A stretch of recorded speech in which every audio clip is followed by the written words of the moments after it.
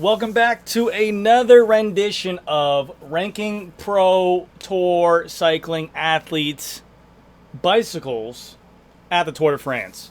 If you guys are new to this channel, I've done this in the past where at these kind of grand tours, the riders show out. They showcase all the nicest things they have, nicest bikes. So today's video, we're going to be ranking them out of 1 to 10. Okay? 10 being the best, 1 being the worst. Mainly, this has nothing to do with analytics. It has nothing to do with wattage, no white paper. We're going for aesthetics, okay? That is it. My personal opinion on aesthetics bikes. So let's go ahead and get into this, take a deep dive on here, right? Because there are some good looking bikes, and there are some bikes that I was just like, you know? But let's go ahead and check this out. First victim bike. Number 1 is the absolutely beautiful Marita Reacto. This is a bike that has not been really released yet. Didn't get a lot of press either, but it's just sitting there in the shadows lurking. And I think Marita did a phenomenal job with this revamp to this bicycle. It almost strikes me as the 2020 Venge. This is what Specialized should just release as the Venge. Like, if they release this bike and they just slap S-Works on here, it looks gorgeous. They took fully advantage of that UCI rule with that massive head tube. Big chunky down tube right here. Nice massive amount of carbon fiber for that bottom bracket. Cut away, similar to what looks like a Cannondale Super 6 Evo. Phenomenal. Slam stem, that gets you bonus points. They're running the Vision Metron handlebar. I like that handlebar a lot. I think it's a very safe choice for handlebar. It doesn't get enough love. It's not the heaviest. I'm sorry, it's not the lightest, but it is a very stiff handlebar. And I do like this as well, the seat post. It's kind of hard to see, but you can kind of see on this Reactor right here. It's like narrower than the actual entry point of the seat post, similar to like a Pinarello Dogma. I like that look, but I think they did a phenomenal job. And these Vision wheels have been doing really well. I think Vision did a great job with these renditions as well. I was never the biggest fan of Vision. I always thought their products were kind of heavier and just kind of like a middle of the range group or wheel set.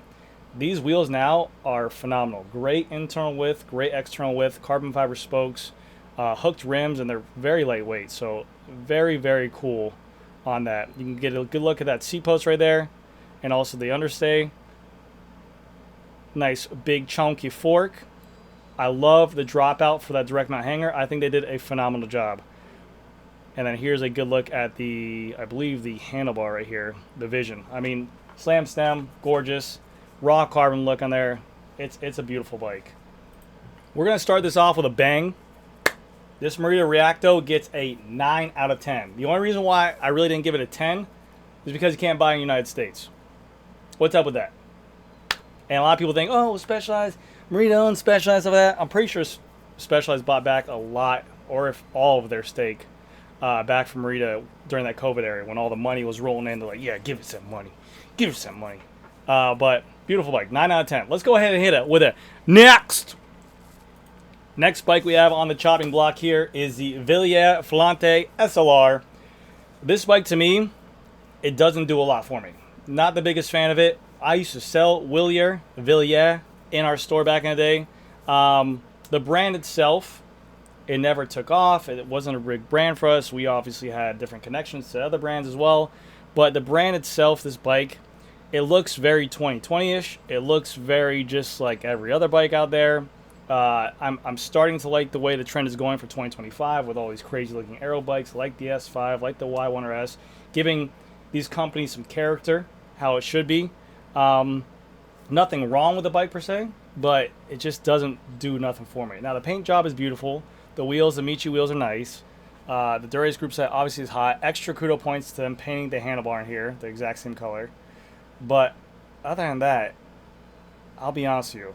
The Villier, for me, I'm going to go a solid 5 out of 10. Not a big fan of the logo, not a big fan of the paint, not a big fan of the bike, of the carbon layup. Nothing wrong with the actual bike itself, but just nothing for me. We're going to go with a 5 out of 10 on that one, all right? Let's go ahead and hit with a damn next. Third bike we have on the chopping block here is the absolutely undeniable, the easy to find, the Trek Madone Gen 8 in their beautiful paint job of the Tour de France color. I said beautiful because I don't actually mean it. Does nothing for me. I do not like those colors. It's a bold paint job. It's a paint job that definitely stands out in the crowd. So if you're watching the Tour de France, you can see exactly where the riders are. Pretty much exactly what Trek wanted to do. But nothing about this screams Tour de France to me. It has like animal print here, like scribbles here. I don't get it. I mean, I know the Lidello Trek colors are supposed to be colorful and stuff like that, but it doesn't do nothing for me. I like the Trek Madone. I think it's a good looking bike, but it needs to be the right paint job. As for that as well, a couple things I do not like about this bike. I think that this bike was the planned Amanda. I think this was the revamped Amanda, but then the whole thing happened with Trek where they had to cut back the SKUs. They went to a one SKU bike. If this was supposed to be the real Madone Gen 8, I think they would have really took advantage of this whole head tube area, made this thing crazy aero on the front, kept the skinny seat stays in the back. I like the UDH on here. I really do like the bike itself. And they're a great performing bike. There's a ton of people who ride Trek down here, and nothing wrong with the bike itself. It's just, there's a lot going on here. You got the yellow on the Pirelli, you got the yellow on the bike, you got the 1x. I do like the 1x. I'll give you guys points for that. And what is up? What is up, man, with the Sprinter for Trek with the green jersey? Rocking 2020 SRAM red hoods.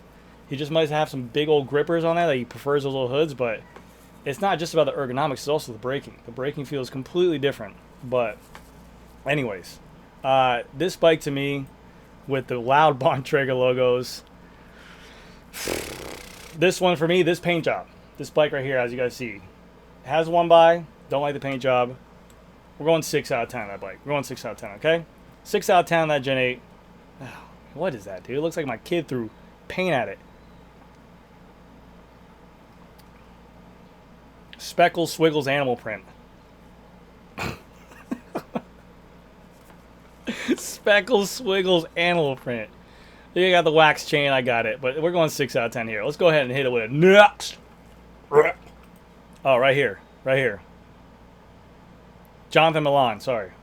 I'm the worst with names. Still rocking old SRAM red shifter hoods. Wild. Wild. The next bike we have on the chopping block at bike number 4 is the Look Blade 795 RS. And I'm going to tell you, I'm liking this bike. I am digging this bike. One, the whole vibe of it. You have the clean lines, the straight horizontal top tube, the kind of pointy LT fork, nothing crazy, nothing sticks out. You guys might be like, well, you just said the Villier, and the lines on here look better to me. I don't know if it's maybe the sizing of the bike or whatever it is, but I really do like the way of the Look bikes with their horizontal top tubes. I think it looks really good. And not only that, they're rocking the brand new Campy 13 speed, which I'm a huge fan of that. I think that group set is really underrated and not getting enough exposure. I mean, right now they're the only group set for road that's a 13 speed group set on the on the Pro Tour. Love the look of the crank. I mean, Campy just has such a legacy, such great aura, such great lore. And the aesthetics of it, it looks like jewelry. It's like pulling up to a dinner with a very nice Rolex or a Patek Philippe or whatever. It's something that just demands respect when you show up. The Bora Ultra WTO wheels, love the aesthetics. Not the biggest fan of the stats, but again, I think it vibes with this whole entire bike. Paint job on this Look, it's minimalistic. But I don't know. It's whatever. It's their colors. It looks good. But very good looking. They even have a little Silca 3D printed direct mount. Well, I don't know if that's direct mount because it can't be. But a 3D printed hanger from Silca, titanium, on the derailleur. And then on the back here they have their own Campy logo. Like I said, Campy just is literally jewelry. I think they did a phenomenal job with this group set. Lighter than the old group set, the 12-speed. I think they did a phenomenal job. This Look right here, I'm going to give this bike a solid 8 out of 10 for this Look Blade 795 RS. Next. So the next bike on our list, at bike number 5, is the bike that we all know and love. It's the cameras on this bike the entire damn Tour de France. But we're not going to talk about this white bike because the white bike's beautiful. I love a white bike with world champion colors on there. Who doesn't? We're going to talk about this bike. And I think Konago should make this bike and call it their Y1S SL. Super light. This bike right here, holy cow. This thing looks phenomenal. You have the raw, kind of glossed over carbon fiber that they went ahead and shaved away the paint for these crazy climbing stages, because we're all seeing Tade not riding that V5S. He is riding his aero bike with literally 50mm wheels on there, right around 6.9 kilograms, and taking all the benefits of an aerodynamic bike and running it. And I love it. He's like, hey, make this bike lighter, shave off the paint, make this thing race ready. I love seeing pros do this. I love seeing companies go above and beyond to go ahead and get whatever kind of edge they can over it. You see a lot of teams do this in mountain stages. They'll prefer a black bike to take up in the mountains. You saw Remco did it last year and this year with his Tarmac S-Works SL8. He always chooses a black bike to go into the mountains just because he wants to save on the weight. But phenomenal. I mean, the whole color scheme of this, the yellow decals with the world champion on there for the, what a flex. The yellow jersey and world champion on the MV logo. Oh my God, but here, the beauties and the details are here. Look at the raw carbon just poking through on that nose where they shaved away the paint on there. Got maybe a little bit too much, and the guy's like with the belt center, he's like, oh God. Like, leave it. It's character. The 3D printed little carbon fiber sticker on there with a Tade name on there. The Y1S. I mean, look at it. That's all raw carbon just exposed right there. It looks so good. The World Champ colors, the carbon tied chain rings, which he's notorious for, and definitely I think that he should have stock in that company, because he literally, not that he put him on the map, but people want to ride it. People see him ride it, people want to ride it. Got his little Tade logo laser cut inside there. I mean, freaking amazing. And then talk about the wheels. Envy came out with a banger wheel set with this release of these Envy Pros. Went from their Envy SES 4.5s. The Pros are 200 grams lighter. Insane, removing that from the wheel set. Brand new hub, ceramic bearings, silver hub, silver spokes. Micro hook added to it as well. Envy, you changed my mind. I'm trying to get a pair of these wheels, but I don't have Envy money, so we'll figure that one day. And then even this, this is what I like. I like UDH bikes. I'm a huge fan of it. Frames and gear. They've sent me stuff out for free, but they've sent me out stuff before. If you have a UDH bike and you have a Shimano group set, go ahead and get yourself one of these UDH direct mount hangers where you can remove the Shimano hanger on here, make this direct mount. It gives your bike a little bit more character. They come in different colors: purple, yellow, gold, black, blue, green, everything. Gorgeous, gorgeous. And then their Physique Argo saddle on there. I think the lines of that Konago Y1S is really good looking. Is it good looking, or is the Tade effect that he just looks good on everything he's riding? Who knows? But this bike, to me, I'm a huge fan of it. We're going 10 out of 10 on this thing. We're going 10 out of 10. How can you not give Tade 10 out of 10? 10 out of 10, Tade 10 out of 10. Crazy. 10 out of 10, Tade 10 out of 10. Next, the sixth bike on our list is the prototype, the bike that no one knows, the bike that got so much buzz at the Tour de Dauphine, the unreleased aero bike that has literally a track fork like a Lotus.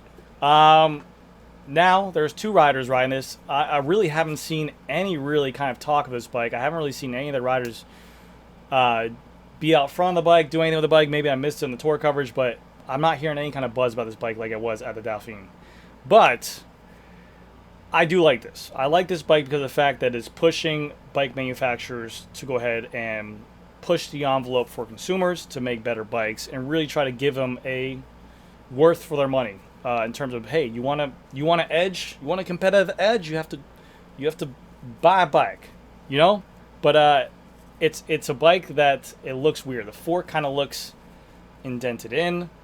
Very deep tubes, massive head tube on here, and I don't know if this bike now is going to be UCI illegal January 1st because of that whole fork issue where it needs to be a certain width or clearance. I don't know if someone can clear that up, because I know here it's crazy wide, but I know by the axles it's still the exact same road wheels, so maybe that will be okay. I don't know where they measure from, so I don't know. I can't speak on it. But this bike, to me, because there's so many unknowns to it, because it looks a little bit weird, I'm going with a 7 out of 10. I still think it's a phenomenal bike. I love the prototype black with the raw carbon exposed. I like the whole demeanor of how they're just, you know, oh, it's not released yet. It's just, you know, it's new. It's prototype. No one knows about it. Only our special riders.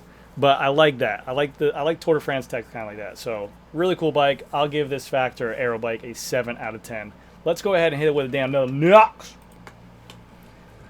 Oof. Here we go, boys. The Specialized Tarmac S-Works SL8. Mr. Remco Evenepoel. He dropped out of the Tour de France. He wasn't feeling good. It's a very hard race. He wasn't liking the way he was performing. He didn't like the way he felt. He took it out on himself to go ahead and say, I'm not going to continue racing. I wish he still was. I love cheering for him. I hope you get better, Mr. Remco Evenepoel. His gold bike, beautiful. Absolute beautiful bike. The gold seat posts, the SL8. The Rapide CLX3 wheels that now we all know about. The carbon fiber spokes. The reverse aerodynamics with a massive deep wheel in the front. And then the skinny wheel in the back. You saw a lot of people taking advantage of that. In the time trial stages, you saw Pinarello riders doing that. Primoz Roglic was doing that with the deeper wheel, the CLX3 in the front, and then like an Alpinist in the back. So it seems like everything's going backwards. But I mean, yeah, we've seen this bike for 3 years now. I love the bike. I think they're beautiful bikes, but I want aero. I mean, this whole tour has been about aero bikes. I want aero. I want some aero. I want an aero bike from Specialized. I want to ride a Specialized aero bike. Would love to see Specialized cotton tires as well in tubeless. But I will give every single Specialized Tarmac SL8 out there. Red Bull Bora, Quick Step. We're going to give both those bikes together an 8 out of 10. Because I have that bike, and I like the way the SL8 looks. Opinion to me. Now, hot take, I don't like the look of the new blue Red Bull bike. I think that it should have been a gloss bike. I don't think like the way that it's matte. And I think they should have left the nose white. I actually prefer the white one better. That's just my take. Is it still a good looking bike? Yeah. Yeah. But I don't like the matte. It's just my take. Should have been a more navy blue, not like a royal blue. Should have been more navy blue. But yeah, we'll give the Tarmac SL8s for this thing 8 out of 10. Next, you heard me rant and rave about this bike before. You guys know where I stand on it. I built one of these bikes. We sell BMC. BMC Team Machine R, without a doubt, is one of the better looking aero bikes on the market today. Love the lines, love the wide fork, love the drop seat stays with the kind of aero little like fender on there. Love the down tube. And you're seeing so many of the pros riding for Tudor, rocking the Masterpiece frame. And that's a frame that's only 200 made worldwide, it says, but I'm sure they have them made for the pros. That's a $9,000 frame that they're rocking right there. Julian Alaphilippe's on it. He did his crazy sprint where he sprinted for third place and celebrated like he won first place. He celebrated like he won the damn yellow jersey. But it's a clean looking bike. It's an aero bike that can definitely be achieved at 6.8 kgs. And even still, same here. You're seeing pros opt in on climbing days with like 12,000 feet, 16,000 feet of climbing. They're rocking an aero bike with like 40 mil wheels, 50 mil wheels, 6.8 kilograms.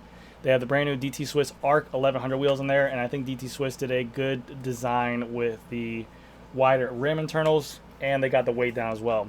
Never been the biggest fan of DT Swiss in terms of like their rims and wheels. I always thought they were just like good middle range wheels, and like their name branding on there, it looks clean. Like it's a great aesthetic looking wheel, but I feel like I get bored of it really quick if I bought it. Like after like the first week, I'd be like, oh yeah, DT Swiss, love it, and then like by like three weeks in, I'd be like, want something different. But that's just my take on it. I do like the Schwabe Pro 1 tires on there, but very, very cool bike. I'm gonna give the Masterpiece a 9 out of 10. I'm gonna give the red and black Tudor an 8 out of 10. That's my take on it. I love it. Look at that aggressive drop, dude. Holy shit! Look at those bars. I don't know if that bike's pointing down, but That man likes to ride aero. Let's go ahead and hit with a damn. Let's go ahead with a damn next. I'm gonna do 2 more bikes because we're getting along a little bit going here. But this is one of my favorite bikes right here. You can't do a bike review of the Tour de France without mentioning this bike. This bike stands out. It has character. It's different. The S5 has been dominating for years, except for Tadej Pogačar. But this bike just looks like a rocket ship. This is the all-new, brand-new, spanking-new Curvell S5 with their massive head tube. I mean, literally, just take a second to look at how much carbon fiber's here. I don't know if this is a play on, if they're able to get away with that fork there, because I think that this is the UCI rule, and this is just like, oh, that's just our fork. But look at how much, this is a time trial bike. It's crazy. I love the black and yellow colors. I think that they look phenomenal. I like the new handlebar. I think that they did a great job with that, with the flare out for the drops, the much more narrower sizes, and the carbon fiber being a one piece looks great. The reserve wheels with the updated reserve wheels, the 5764s. I'm a huge fan of reserve. The only thing they need to do is get that weight down. It's unbelievable how heavy they are compared to the market, being at like 1,500 grams for that wheel set. It needs to be at least high 1,300s if you want to be, they're great wheels. Internals, externals is what everyone wants. That's the best, like 25 millimeter internal, 34 millimeter external. Phenomenal wheels, comfortable, stiff, fast, planted. But I just think for like, why not just make them lighter? I don't know how you can't. Like, that'd be something cool. They should come out with a carbon fiber spoke version, but we'll see how that goes. I love the 1x setup on this bike. It is gorgeous. It's obviously Jonas Vingegaard's bike. I like the SRAM group set and how they paired it on it. I think if this bike had Dura-Ace on it, it would just look weird at this point. I'm so used to seeing the Cervelos with the SRAM on there with the aggressive hood shape. But the whole bike is just absolutely clean. I mean, the Vittoria tires, and look at it, yeah. So even like Wout van Aert is using reserve wheels that are custom made, built up with tuned hubs and carbon fiber spokes to get the wheel set lighter. I mean, because they're riding this bike in the 16,000 feet of climbing. They're choosing to opt in for the S5. They're choosing their aero bikes. They want to be like Tadej. They're riding shallower wheels, but even their aero wheels are still built up with these spoke and hub options. I think reserve should have that configuration an option. But freaking beautiful. I would love to see also, I know they're sponsored by Vittoria, but could you imagine this bike just blacked out tires? Come on, dude. It looks so sick. This bike for me, 10 out of 10. If I was in the market right now for a bike and I didn't work in a bike shop, Curvell S5 would be on top of my list. Y1S would be on the top of my list. Those are the 2 bikes right now that I'd be looking at. Let's go ahead and hit it one time with a next, and we're getting out of here. Actually, we're not going to do one more bike. We're going to talk about this tech real quick because I love this again by Marita. Rocking this is on their Reacto, again, their aero bike, for the TT stage with a deep wheel in the front and then a disc in the back. But they went out of their way, off their sponsor's radar, and they went ahead and went to some China components here. This is a 6-wheel cassette, which I just did a video on recently. They have a titanium version or aluminum version, but the titanium version cassettes weighing like 140 grams for a 12-speed Dura-Ace cassette compared to a Shimano Dura-Ace cassette that's literally like 220 grams. So they're going after every little bit they can get to save weight on this climbing time trial stage with a direct mount titanium hanger that also Evan Wang makes as well. You have the ELITEWHEEL crank arms, which I've done videos on in the past as well. These are similar to, the Cybrays, the ELITEWHEELs. They're the top 2, I would say, of the Chinese cranks right now. Carbon fiber, great stiffness, but super lightweight. And then you have a carbon fiber 1x chainring on here. I mean, I love it. I love seeing these people really going above and beyond, looking for every kind of little advantage they can get. But look how clean that bike looks. I'd ride that in Florida, 100%. And then this is what I was talking about earlier too. You saw Pinarello. This is on the time trial stage, rocking a front tri-spoke wheel, which is just heavy as hell. It's like kind of redundant. You put on a front tri-spoke wheel. I know you want aero, but just slap a disc on that in the front if you want. And then rocking like a Peak 4550 or an Alta 3532 on there. But really cool to see what they did for these kind of configurations here. Again, you saw, I believe this is Ben O'Connor, or no? No, sorry, Like Plapp, riding a Propel with a shallow rim in the front with a disc in the back. So obviously people are still kind of confused on what's better and more aero. But you saw Pinarello riding deep in the front. You saw Specialized riding deep in the front. But I thought that stage was really cool. I mean, like, you had setups like this with a 1x Digirate carbon fiber chainring with what looks to be a alu gear enhance. Holy shit. Nope. Yeah, what looks to be like an alu gear chainring bolt cover with a 1x with a K edge on there. I thought that's a cool looking bike. I like that a lot. I think they did a good job. But that to me was really cool. Also, we see Cervelo S5s rocking the overfast carbon fiber through axles. It's really cool to see the tech that we've been kind of talking about all on YouTube come to life and see these pros riding, because everyone's like, oh, what's the durability on this stuff? What's the durability on that lightweight crank or that lightweight cassette or those carbon fiber axles are gonna break?